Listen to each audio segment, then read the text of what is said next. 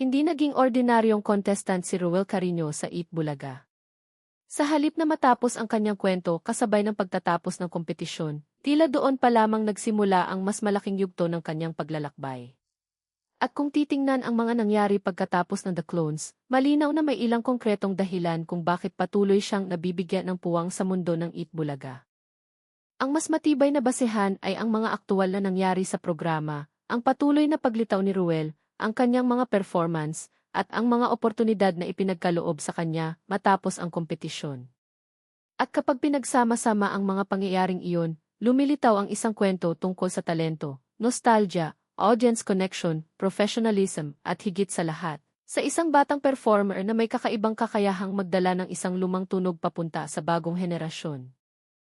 Nagsimula ang lahat ng ipakilala si Ruel bilang ka-voice ni Matt Monro sa The Clones. 14 na taong gulang pa lamang siya nang makuha niya ang atensyon ng maraming manonood.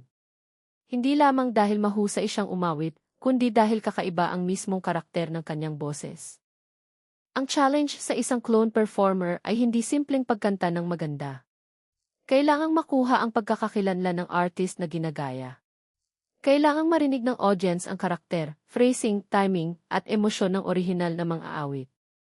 Sa kaso ni Ruel, ang kanyang pagkakahawig sa vocal style ni Matt Monro ang naging pangunahing dahilan kung bakit siya napansin. At hindi ito maliit na bagay. Si Matt Monro ay isang artist na may napakalaking musical identity. Kilala ang kanyang malinis, controlled, at eleganteng paraan ng pagkanta. Hindi siya kailangang sumigaw upang makuha ang atensyon ng audience.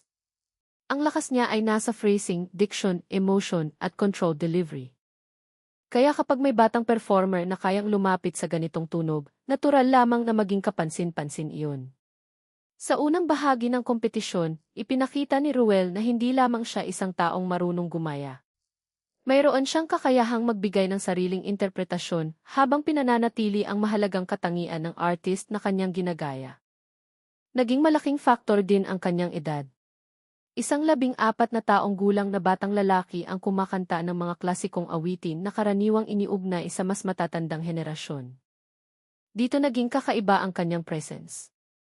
Sa halip na maging simpleng contestant, naging tulay siya sa pagitan ng dalawang henerasyon.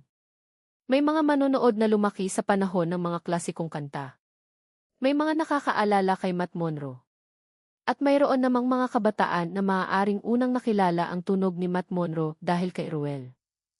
Iyan ang isang bagay na mahirap bilhin o pilitin ng isang television program. Ang nostalgia ay hindi basta-basta nagagawa. Kapag natural itong lumabas mula sa isang performer, nagiging emosyonal ang connection ng audience. At iyon ang naging isa sa pinakamalaking lakas ni Ruel. Habang umuusad ang kompetisyon, hindi na lamang tungkol sa kung sino ang pinakamagaling na contestant. Unti-unting naging usapin din ito kung sino ang may kakayahang mag-iwan ng marka sa audience. At dito naging mahalaga ang social media. Maraming viewers ang patuloy na bumabalik sa kanyang performances. May mga komento mula sa mga manonood na nagsasabing hindi sila nagsasawang pakinggan ang kanyang boses. May mga nagkomento rin tungkol sa kanyang emosyon, sa kanyang pagkakahawig kay Matt Monro, at sa kanyang maturity sa pag-awit. May mga online reactions ding nagsabing tila may kakaibang old soul quality si Ruel. Hindi ibig sabihin ito na lahat ng tao ay pareho ang opinyon. Hindi rin ibig sabihin na automatic siyang pinakamagaling sa lahat ng contestant. Ang ibig sabihin lamang nito ay nakalikha siya ng malinaw na identity. At sa television, napakahalaga ng identity. Maraming magagaling kumanta.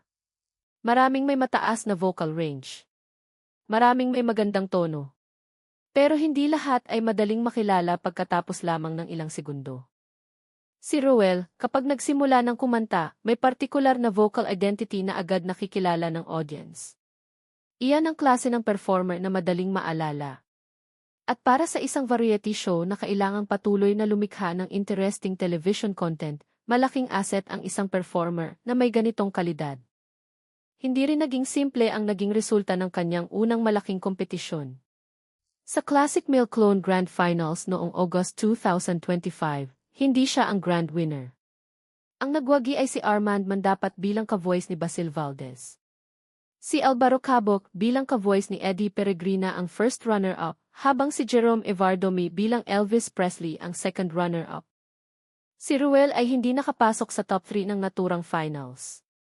At dito nagsimula ang isang mahalagang turning point. Dahil sa halip na tuluyang mawala sa programa pagkatapos ng elimination, nagkaroon ng panibagong pagkakataon para sa kanya. Ito ang bahagi ng kwento na pinakamalinaw na nagpapakita kung bakit mahirap sabihing tapos na ang relasyon ni Ruel sa Eat Bulaga matapos ang unang kompetisyon. Hindi natapos ang exposure niya sa isang elimination. Sa katunayan, bumalik siya sa mas malalaking pagkakataon. At dito pumapasok ang isa sa pinakamahalagang konsepto sa buong kwento. Hindi lahat ng contestant na hindi nananalo ay nawawala. Minsan, ang isang contestant ay maaaring hindi makuha ang championship trophy, ngunit nakuha naman ang atensyon ng audience. At sa television, ang audience connection ay may sariling halaga. Matapos ang pagkadismaya at reaksyon ng ilang viewers sa resulta ng Classic Male Clone Finals, naging mas malinaw na malakas ang suporta kay Ruel. May mga netizens na kumwestiyon sa resulta at nagpahayag na dapat ay mas mataas ang naging placement niya. Iniulat pa na maraming negatibong komento ang lumitaw sa social media page ng TVJ matapos ang pagkatalo niya. Mahalagang sabihin na ang mga komentong iyon ay reaksyon ng ilang viewers, hindi opisyal na desisyon ng TVJ. Nang dumating ang grand concert ng The Clones, nagkaroon siya ng panibagong pagkakataon. Dito niya tuluyang ipinakita na hindi aksidente ang naging popularity niya. Sa grand concert, naging second runner-up si Ruel at nakatanggap ng 50,000 pesos. Nakuha rin niya ang The Barkads Choice Award na batay sa pinakamataas na reactions sa TVJ Facebook page at nagdagdag ito ng 20,000 pesos sa kanyang prize. Kung tutuusin, napakahalaga ng The Barkads Choice. Dahil iba ang ibig sabihin ng award na ito kumpara sa simpleng judges score. Ipinapakita nito ang response ng audience. May mga taong talagang bumalik upang suportahan siya. May mga taong nag-react, may mga taong nag-abang, at may mga taong gustong makita siyang muli. Para sa isang variety show, iyon ay napakahalagang signal. Hindi lamang magaling kumanta, kundi may mga taong gustong mapanood siya. At iyan ang maaaring isa sa pinakamalaking dahilan kung bakit patuloy na nabigyan ng pagkakataon si Ruel. Hindi rin dapat maliitin ang kanyang performance sa grand concert. Sa naturang event, kumanta siya ng mga awiting konektado kay Matt Monro at iba pang material.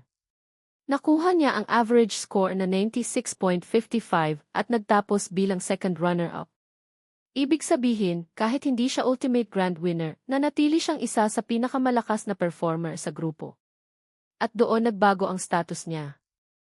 Mula sa isang contestant, unti-unti siyang naging performer na maaaring ibalik sa programa. Ito ang malaking pagkakaiba. Kapag ang isang contestant ay lumabas lamang para sa competition, limitado ang kanyang role. Pero kapag ang isang performer ay maaaring gamitin sa concerts, special segments, anniversary celebrations, classic music episodes, at iba pang entertainment formats, mas lumalaki ang kanyang value. At si Ruel ay nagkaroon ng ganoong opportunity.